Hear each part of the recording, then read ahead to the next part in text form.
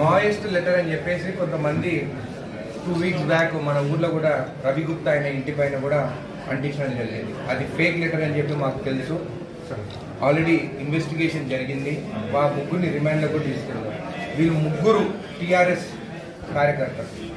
ఒక ఆయననేమో murder case involve అయ్యి jail పోయి వచ్చిన ఆయన పేరు రఫీక్. అయితే వాళ్ళని రిమాండ్కి వెళ్ళినారు. రిమాండ్కి వెళ్ళిన తర్వాత నిన్న ఒక రిజిస్టర్డ్ పోస్ట్ మా ఇంటికి వచ్చింది మొన్న. అయితే నిన్న నేను ఓపెన్ చేసి చూస్తే దాంట్లో మీరు ఆ ముగ్గురిని జైలు పంపించినారు అంటే నేనేం జైలు పంపేలేదు.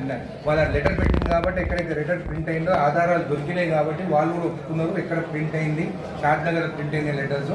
వాళ్ళు నన్ను భయపడిస్తే నేను బయట తిరగొద్దని చెప్పేసి వాళ్ళు ఇట్లా లెటర్ పెట్టడం జరిగింది. నిన్న కూడా ఒక లెటర్ పెట్టడం జరిగింది. దాంట్లో కూడా వాళ్ళు ఏమంటారో నువ్వు జాగ్రత్తగా ఉందని చెప్పి కూడా ఇచ్చింది. ఇది కూడా కొంతమంది టీఆర్ఎస్ కార్యకర్తలు అయితే, ఎందుకంటే లోకల్ బాడీ ఎలక్షన్స్ వస్తున్నాయి.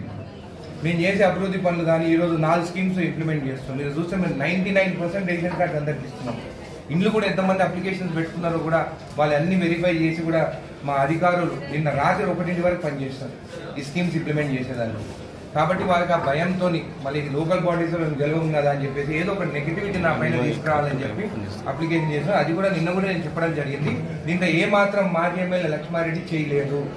కావాలని ఆయన పేరు కూడా బద్నాం చేయాలని లక్ష్మణ దళం అని కావాలని ఆ పేరు పెట్టుకున్నారు. కాబట్టి ఆయన కూడా ఇలాంటి పనులు చేయడం నాకు తెలుసు. ఆయన చేయలేదు ఇలాంటి పనులు. ఆయనకు ఒకటే సూచన, ఇట్లాంటి చిల్లర గాలని మీ పార్టీలో పెట్టుకోకండి. మీరు ఏం డిసిజన్ తీసుకుంటారో మీరు తీసుకోండి. కానీ ఇది కూడా నేను ఒక కంప్లైంట్ లెటర్ కూడా ఇప్పుడు పోలీస్ స్టేషన్ పంపించడం జరుగుతుంది. ఖచ్చితంగా ఎవరు అనేది కూడా ఇది తెలుస్తుంది. ఖచ్చితంగా వీళ్ళు కూడా టీఆర్ఎస్ కార్యకర్తలు ఉందని చెప్పి నేను తెలియజేస్తూ మీతో కోటిగా తెలిసింది.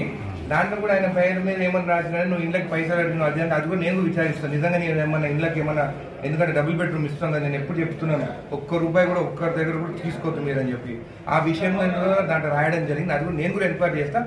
ఒకవేళ మా కార్యకర్తలు కూడా అట్లా డబుల్ బెడ్రూమ్ ఇళ్ళ కోసము పైసలు అడిగినట్టు తెలిసి మేము యాక్షన్ తీసుకుంటామని చెప్తున్నాను.